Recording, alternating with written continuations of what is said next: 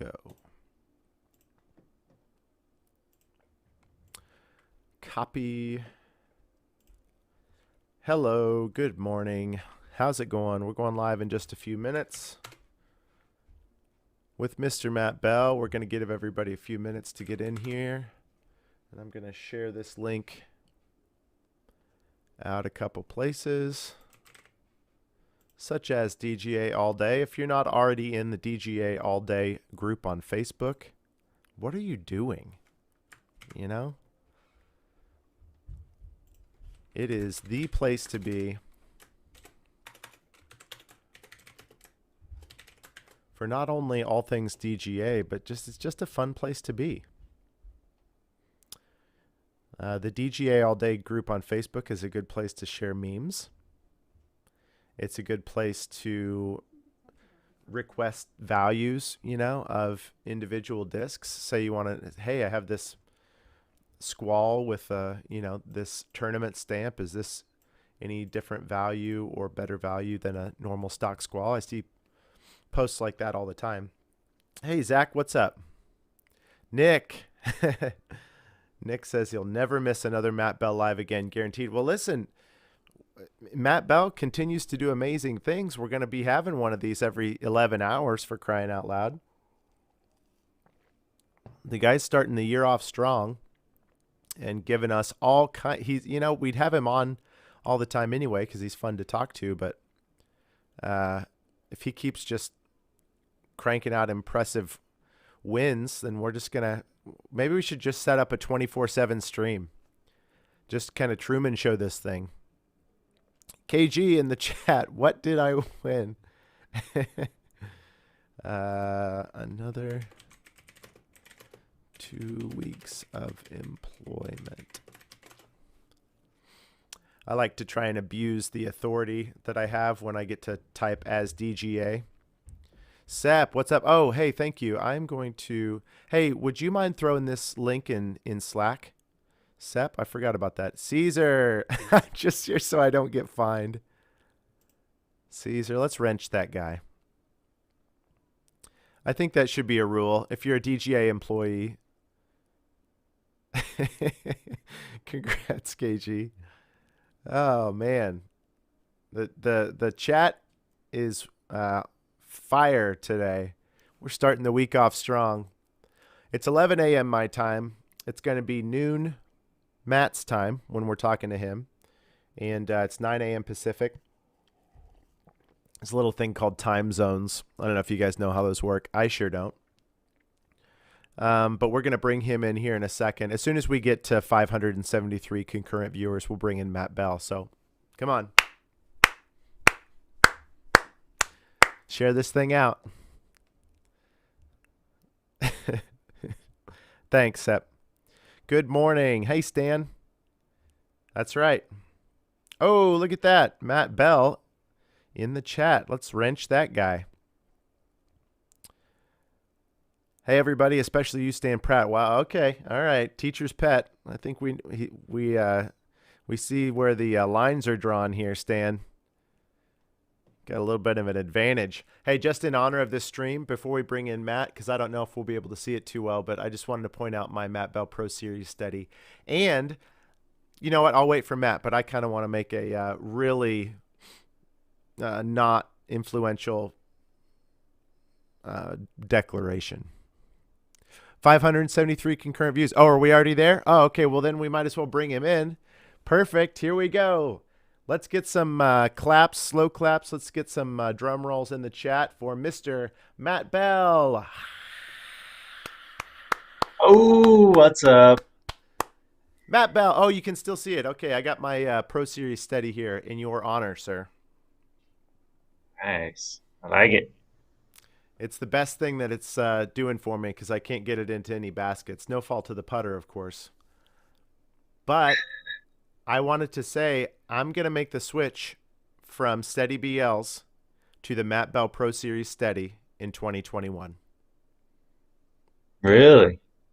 Wow. That's my very small, like, doesn't really matter to anybody, but I'm telling you because it's your putter that I'm doing it. I was talking with a few people the other day, and I'm like, they putt I just feel like exactly as incompetent with either. So why not support my buddy Matt Bell? And I'm doing it. Might as well. And I'm probably going to start making a bunch of putts, right? I think what you should do is commit to laying up more, and thus your putting will increase, your makes will increase. Oh yeah, there you go.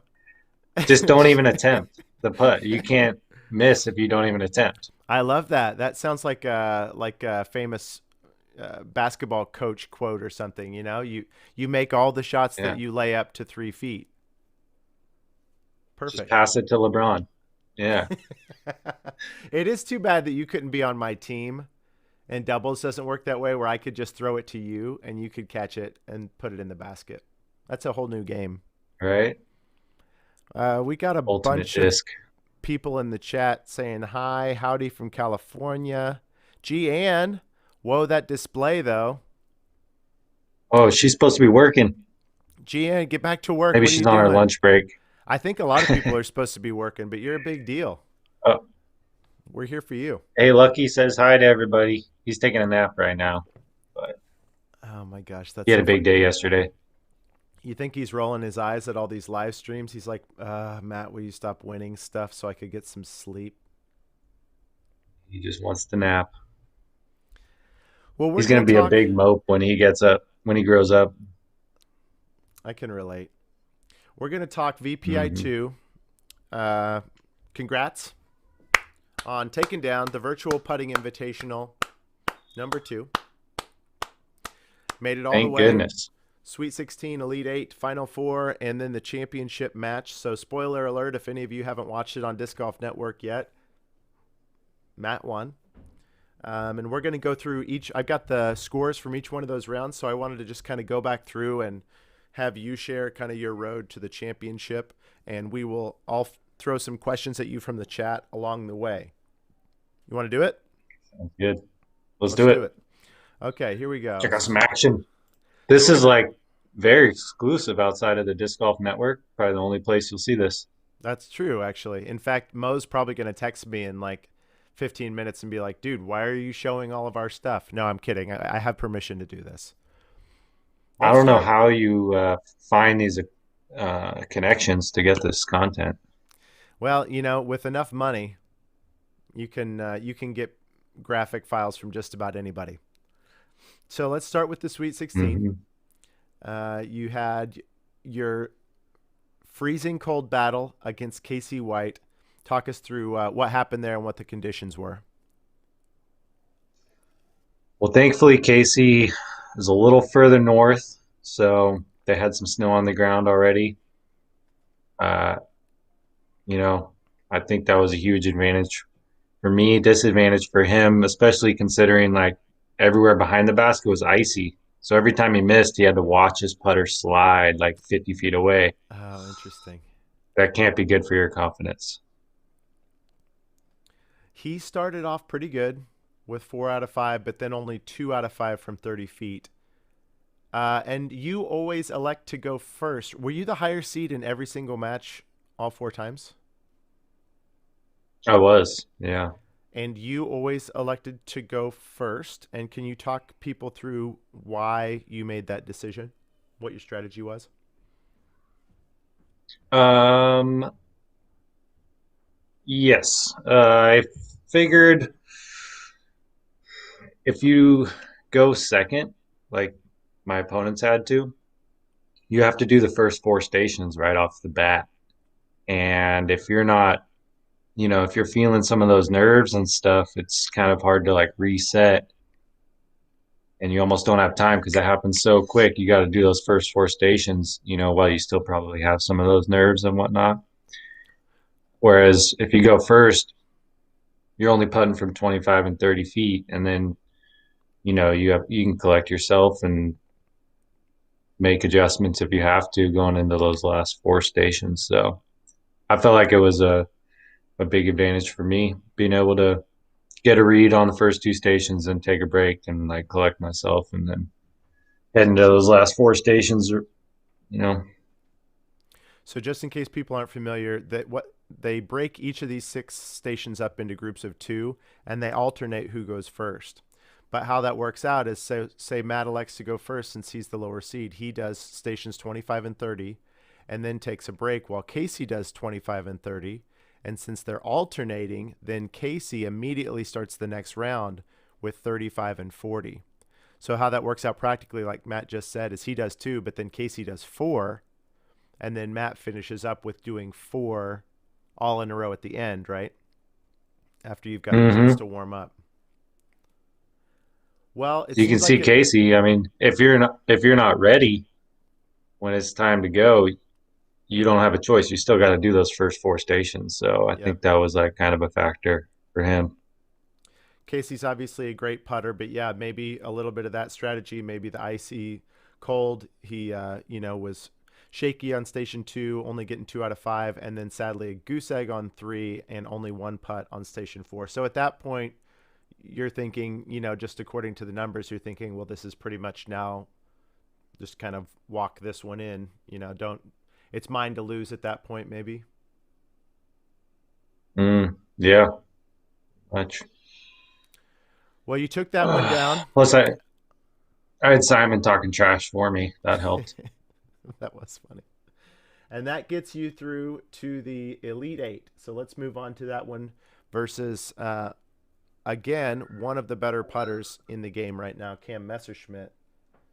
Uh, Talk us through this match, because right out of the gate, we can see that 37-38 must have been dramatic. But what went down in this one?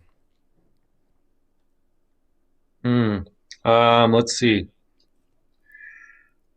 So after watching the film for like the second time, I realized with Cam's putt, after that 35-foot station, I feel like he had like a big boost of confidence and energy probably. And you could see him miss a lot of those putts from the 40-foot station a little high Mm, over the top. And I feel like when you have a style of putt like Cam's or mine's, and you have that little bit of nervous energy and stuff, you actually have to almost aim lower because your body just is naturally going to pop it a little higher than normal. mm. I think if he took that into account and maybe made a little adjustment lower and let those nerves pull that putter up for him a little bit into the basket instead of over the top. So maybe something for him to think about in the future. Because I think it really came down to that station. Had he made a couple more from 40, he probably could have got me. So how it worked out, though, the drama of it was that you finished all 4 stations at the end. So you're sitting on a 38, and he's then got the last 2 stations to do, and he needs to make 7 out of 10 of these putts from 45 and 50 to win. So initially, you're thinking nobody's got a chance at that, and then he drains all 5 from 45 feet. What were you thinking right then when he made all 5? So he just needs to make 2 from 50 to get the win here. Yeah, at that point, I was pretty much relying on the fact that Cam doesn't believe he can beat me yet. I think it showed right there. He just knew he hasn't worked hard enough yet. He's got to put in a little more time, and then he'll be a believer and come out He and stomp me next time. he made one of his first couple putts and then missed a few in a row, and that last putt, it looked like it was going in. Do you Oh remember yeah, the? Yeah, it and it was got just like belly flop got pulled back off the nubs. so I close. mean, Cam and I have putted together a lot over the years. He's definitely one of the best. He was oh so close. Probably, well, the closest of anybody. So let's move on. We got 1 point over Cam Messerschmidt in the Elite Eight, which brings us to the Final Four against a gentleman that I had never really heard of before, but was definitely putting well in this competition. So, what was your match versus Thomas like? Oh my gosh. So I didn't even realize until I watched it live because it's so pixelated when we're doing it um, through the app we were using. But when you can see it on the TV, I had no idea that his putts, like half of the putts he missed, chained out dead center Bummer. off off that basket. So man, that's just brutal. You're not going to win a putting competition if you're chaining out dead center off that target. So I think that was definitely a huge factor. Even had those gone in, though, you put up the best score that you had so far in the tournament with a 40, which, Hmm. from what I've seen, 35 plus, you've got a decent chance of winning your matches. So 40 is definitely superstar level. So I think even if Thomas had made a handful of those putts that had chained out, it still would have been a big task for him to beat a 40 in the final four. Yeah, I agree. It it would have gotten him a little closer though and kept him on pace at least. Yeah. Because you watch a couple of those chain out, and then the next one would just miss wide and not even be close. So I feel like if those were sticking, he's not trying to make any kinds of adjustments and continues to make them. Yep. So that's it. Final four. You're on to the championship match. And before I throw up the tile to show the scores, it's versus Chris Dickerson, who is they call him Robot Chicken. They call him the Limestone Laser. His consistency on the putting green has earned him several nicknames. Do you have any sort of different strategy or different game plan or thought process going into a match against him versus these other guys? Uh, Not so much. It's pretty much the same. Um, I figured once get people get on and figure once Chris saw me in the snow putting on a mock light, he figures he's got that one in the bag. But then once I start making putts, they realize the possibility of them losing to someone using a mock light in the snow, and that might start to creep in there a little bit. Nobody wants to lose to a guy putting on a mock light, Your guaranteed. your conditions that in the final match were the worst. I don't know if they were the coldest, but I mean certainly there was a foot of snow. It was definitely the deepest snow that we'd seen in any of your matches that Hmm. far. And there was wind too, right? It was a little breezy, but not too bad. Not as bad as some of the other matches, wind wise. No, my first three matches, it was definitely like windy enough, over 5 miles an hour. But that morning, it was just like a few miles an hour. It was pretty calm. Okay, looked calm where Chris was too. Okay, so let's go to the match. Was that mock light a power move, Sep City? Yes, indeed, it was. Yeah, we've got some comments coming in. Matt Patterson thinks it's basically a basket competition. You're just kind of you're the avatar at that point. It's basically we're pitting I our can't baskets believe versus everybody else's. I can't believe Chris showed up in the championships on a prodigy basket. Yeah, what One are of the the odds? hardest targets in the game. Oh Like gosh. the outside chains are an illusion. You're basically putting on a bullseye target in the championships. I don't know. You're gonna get us in Makes trouble, sense to man. me. You're gonna get our channel banned. Not that I disagree. Um, so in your match with Chris, both of you again put up amazing scores. You put up the highest. I mean, way to close it out, dude. The 42 is the highest. Is that the highest that you did even in VPI1? I feel like maybe you had a 44. I didn't. I don't think I broke the 40s. No, I Okay. didn't break the 40s in the first one. But Okay. if you go back to my semifinal match in the first one against Chandler, I Uh needed huh. to beat Chandler to get into the championships. I elected to let him go first, and he Mm. ran out the first four stations pretty solid and then finished strong. So that was a mistake on my part. I should have gone first. Hmm. Probably could have Could have walked with that one too, but live and you learn. Yeah. You guys were. I was trying to remember. Were you tied after the first four stations? I have to do the Chris and I? math here on the fly. Yeah, I was trying to remember what the situation was. No, I was up You weren't. 3. Okay, you were up three heading into the last two stations, and then you obviously made six out of the last 10 to his five, which, yeah, put you up And those 3 6 points points. came from the first 2 stations. Okay, nice. So you started out with 10 out of 10, which is quite the statement. Okay, well, congrats. Absolutely amazing.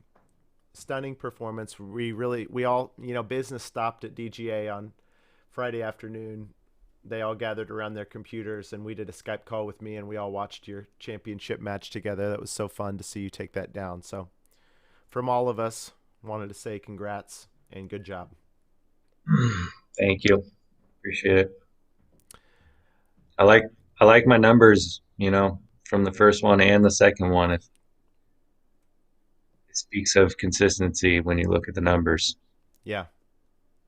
Well, in honor um, of that accomplishment, we have made a Hmm. something kind of special, and we're going to drop it here for the first time. So if you're watching the stream right now, this is why you watch streams. You're kind of part of an elite club, if you will. So let me pull this up. In honor of your win of the VPI2, we have a limited run of Matt Bell Pro Series Steadies. Here, let me pause this so you can see the Oh, stamp that say dang. VPI2 champion. It's got your signature on it and kind of symbolic of a little bit of a bullseye for all those putts that you were draining in the There we go. championship. Now people can see it. And I'm going to link to. Actually, KG, would you drop that in there? Since you're an admin, you can copy links. We're going to link directly to this product on our site. Let me roll through a few different colors here.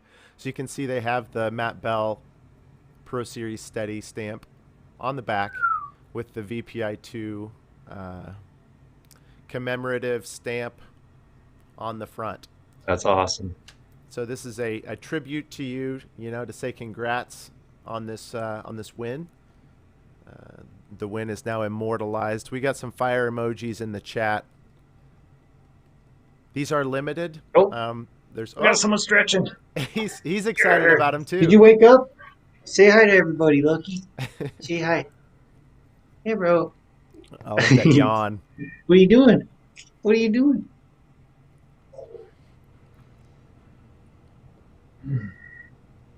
Okay, hang on. I'm trying to get that link. Oh man, that And glare is brutal. I apologize. oh, you're good. Here you go, Got folks. sunshine.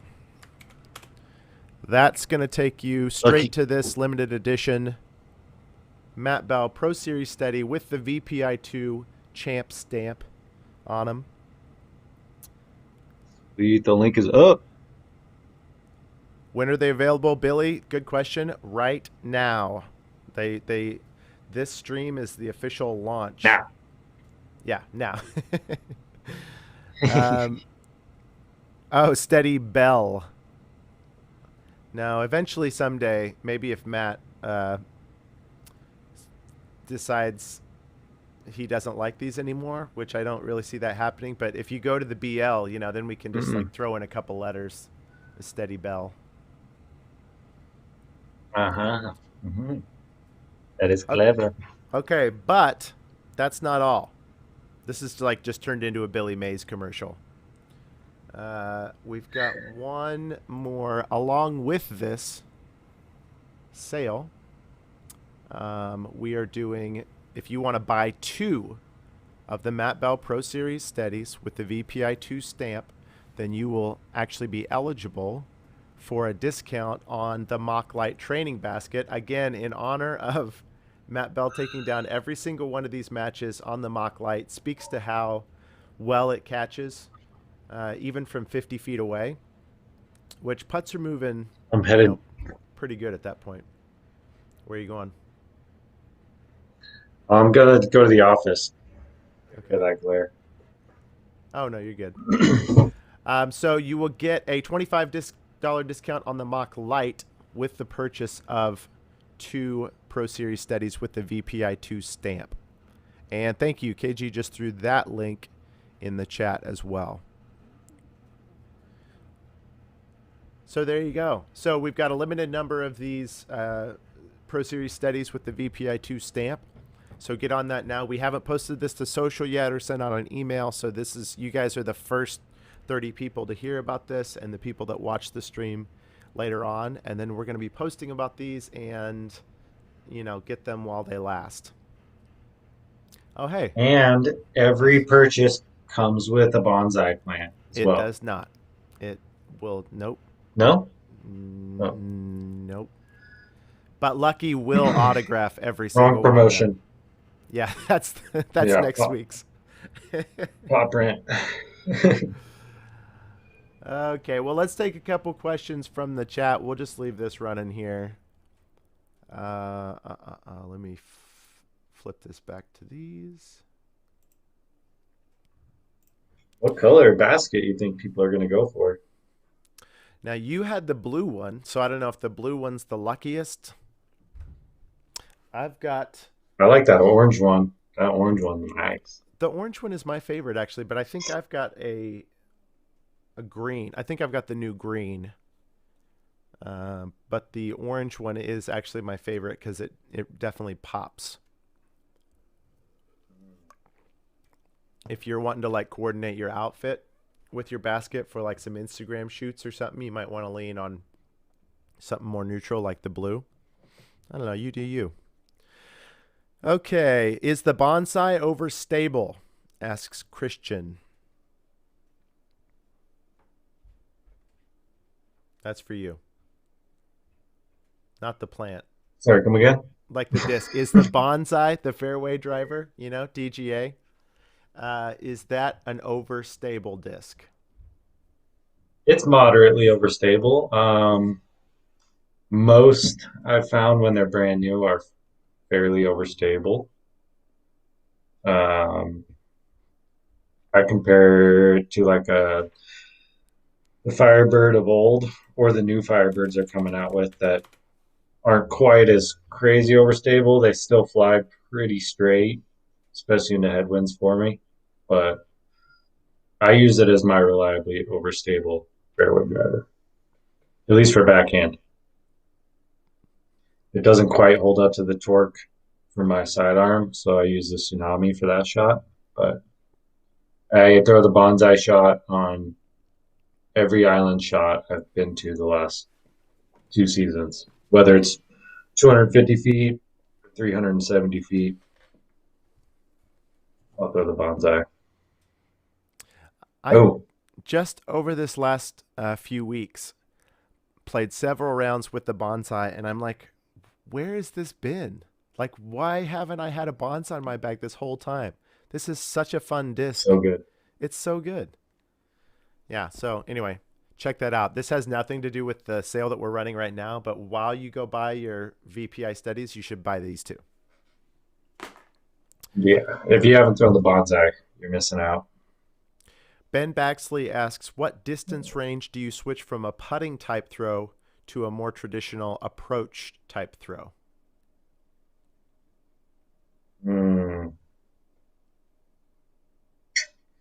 It really depends, on the situation. If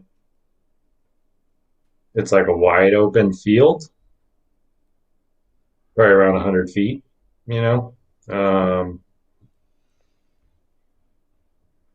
if there's a little headwind, I might use a power grip from like 80 or 75, just to fight that wind a little bit and get it up to speed so it doesn't get thrown around. Or if it's like low ceiling, I got to punch one nose up to try and make it. I might switch to a power grip, but for actual throw. But for the most part, say around 80 feet. Pretty good assessment.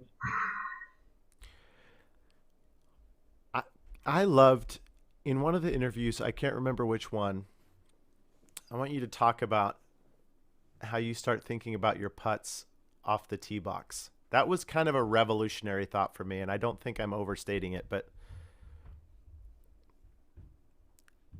talk us through that one more time. Like you mentioned how you have a faster putting stroke than some, but you don't think about your putt any less than they do because you've already been thinking about it for a while.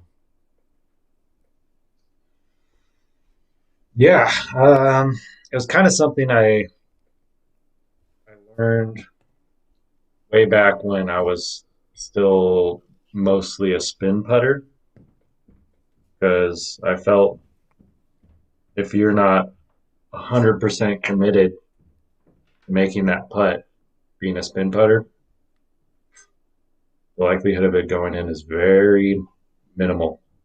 So that was something I kind of carried on, that attitude of just being 100% committed to making that putt, as soon as I know the situation of what the putt's going to be, I start thinking about that, analyzing all the variables.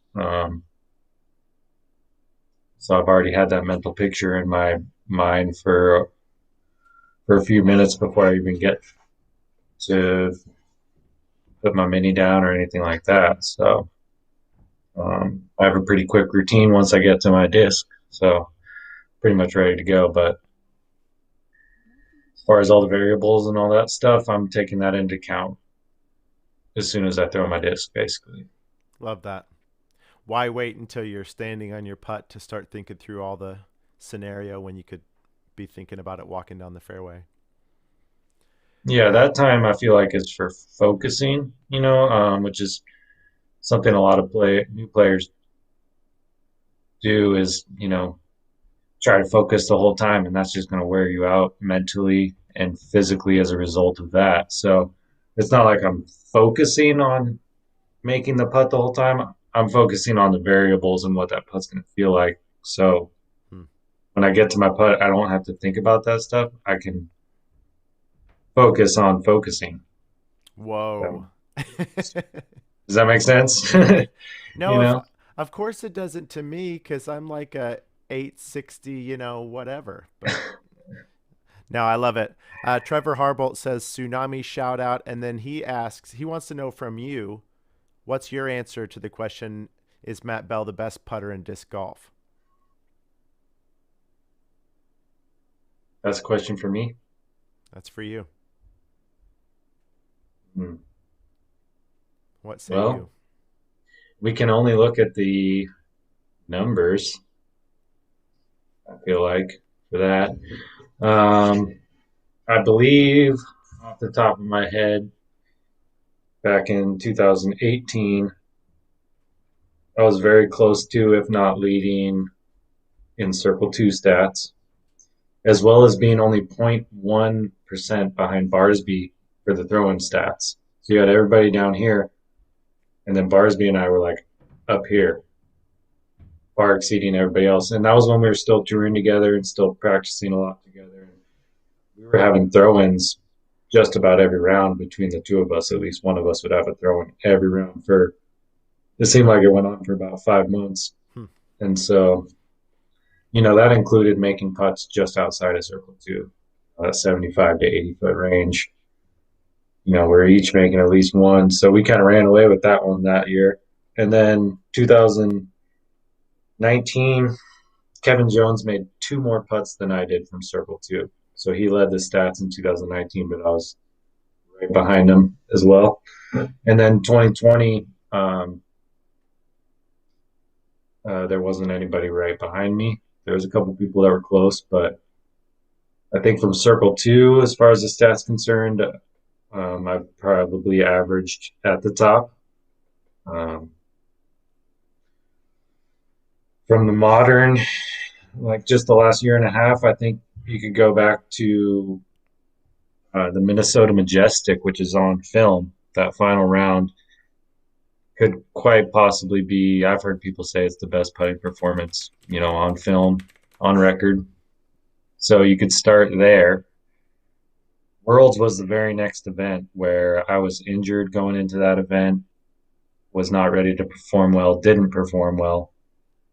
Um, and then the very next event, I won my national tour and putted lights out. And then I went back to back A-tier wins, which were both on film. The putting was just ridiculous. I was making them all. Um, then I injured my finger and was out for like 6 months. Came right back and led the tour in Circle 2 stats. So I think from the Minnesota Majestic last year onwards, my putt's just been on an incredible run that I think is, you know, unprecedented in the last year and a half. So yes. It's possible. I mean, obviously there's other parts of my game that need a little bit of work, but the putting is as good as I could hope for. Better than I could expect. I was going to ask you You about know, Circle 1. Is that like in your mind, like to lead in Circle 1 stats 2? Like, is that a goal of yours or? not so much right now because I feel like the stats are pretty loose. Because the majority of the time you have people doing those stats that aren't pros and don't necessarily know the exact distances and whatnot. Because there's also like the Circle 1X, which excludes 11 tap and in. outs, Yeah. 11 and in. And I feel like when you have someone who's not totally aware of like half the time I feel like the person doing the stats is their first time doing the stats. And when I'm tapping in from 15, 20 feet, I don't feel like they're adding that to my Circle 1's X stats. Okay, here's So I a feel like I got robbed a little bit on the stats got an important question for coming in Circle from 1. M Carwile 87. How long will he grow his hair out?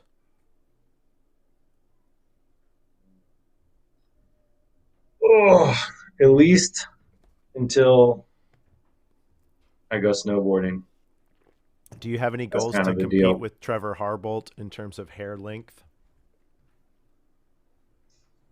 I don't think so. This is the longest it's ever been by far, and I'm going to chop it off probably in the next few weeks. Stan Pratt says, "Don't worry, we'll say it for you, Matt. You are one of the best, if not the best putter in the game right now." Sweet. Thanks, Dan. Billy says, "Yes, at Majestic, you were on fire. That long throw in on hole one, which, yes, I remember that as well, was amazing." Yeah. I've got a couple questions here coming in about your practice routine. Guys, we'll do about another maybe 5 minutes. So if you have a couple last second questions here. Two questions. Does Matt not do field work at all? Does Matt still not do field work at all? I believe Zach was actually at one of your putting clinics in the past. He's mentioned that to Hmm. me. So maybe that's something that you mentioned. And any thoughts about starting field work potentially from Zach? Yeah, I still haven't done much of any field work, if at all. But I do play more often than most. I play, even right now it's like 30 degrees out every day. I'm still playing 3 or 4 times a week and throwing multiple shots on holes. So I feel like I get a lot of my field work practice on the course. My game's really close to where I want it to be. You know, I flew out to Texas a few months ago to kind of end the season and almost stole an A-tier from those Texas guys. Game was definitely pretty close to being on point for that weekend. So pretty much just trying to build off of that and bring that into Vegas next month. So Can't wait to see it's that. good. Stan, Mm-hmm. your favorite, and vice versa. You guys seem to have a lot of mutual respect. We're going to keep that rolling. He Hmm. wants to know, when you practice from 120 to 140, are you practicing to throw it in or lay it up? Um, a little bit of both. I feel like I've developed my putt and approaches to all feel like a layup. Even when I'm putting from 15 feet, 35, 45, 75, I've developed it to where I feel like I'm laying it up. I'm just laying it up towards the target.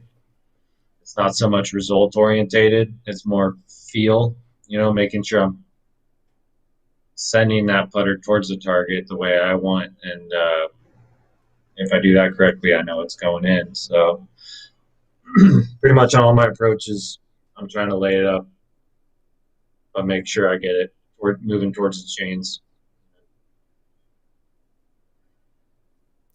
Okay, last couple questions here. Doc says seems field work is more to learn discs, and most pros know their discs pretty well. He's heard that there's a few that don't do field work. Yeah, field work's over. Field work, schmield work. That's what I always say. Right? Maybe if we change it to field play, Get all I'd be the more inclined to do that. Enneagram sevens out in the fields at that point. Uh, Trevor says he rarely does field work, but he's done the most field work in his career in the last couple months, which probably, getting to know our lineup and stuff like that would check out. Should Like he you buy? said, to learn. Sep wants to know, should Yes. he buy blue or magenta? The Pro Series steady with the VPI2 stamp. I've heard that the magentas are the best.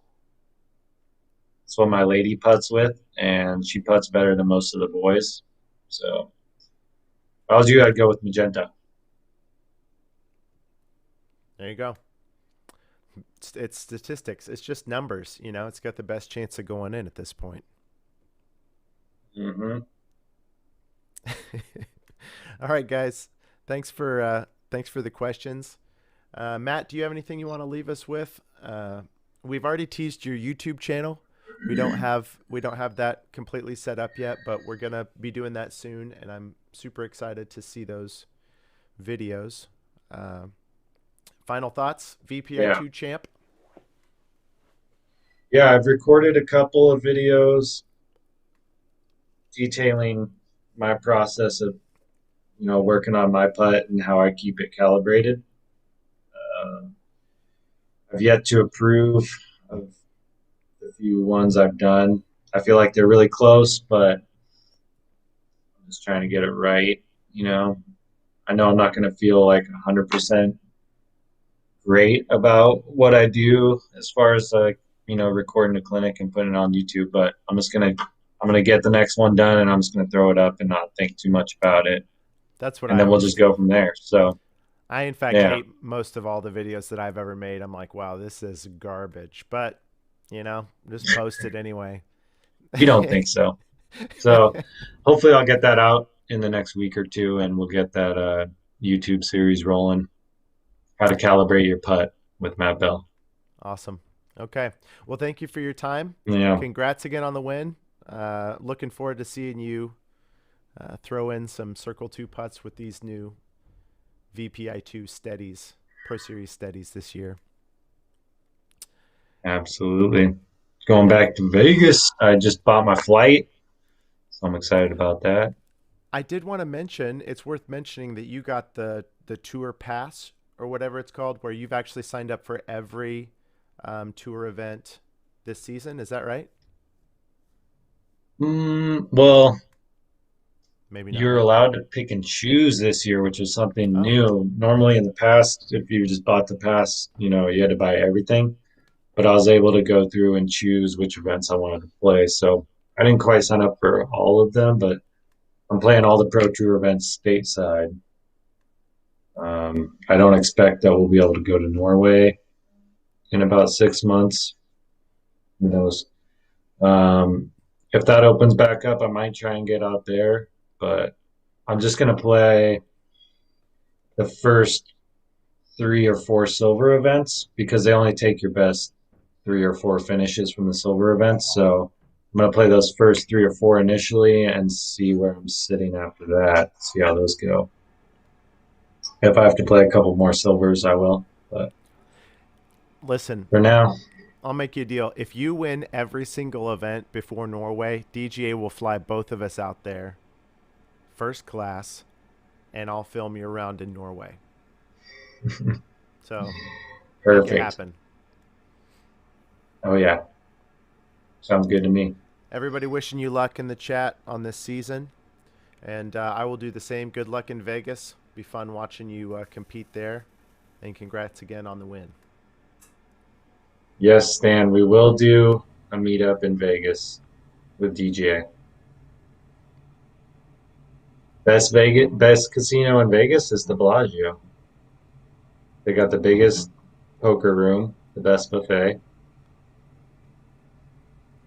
It's 5-star diamond rated. It doesn't get better. They need an indoor putting league. Right? Okay, thank Well, you very I just want to thank everybody for tuning in and all the questions. That's awesome. All right, thanks, Matt. We will catch you next time, sir. Peace Right out. on. Thank you, Tyler. Peace. All right, guys, thanks for joining us. I saw a handful of people saying they've already ordered their Pro Series Steadies with the VPI2 stamp at this point. Don't forget, there's also, we dropped a link in the chat, and I'll be posting that to social here pretty soon.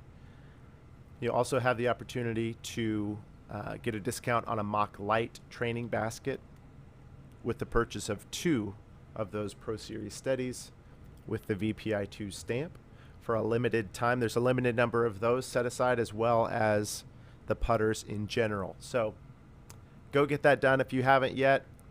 Support Matt's tour and help us say thank you to him, or help us say congratulations to him for winning the Virtual Putting Invitational 2. Thanks for watching. Have a great week.